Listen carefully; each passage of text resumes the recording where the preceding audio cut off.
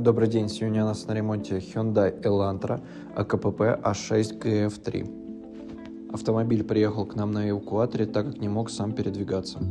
Пробег 355 тысяч километров.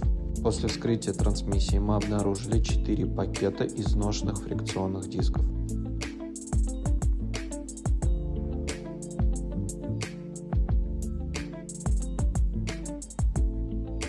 При проверке гидроблока мы обнаружили, что 4 соленоида не прошли тест на гидростенде, они под замену.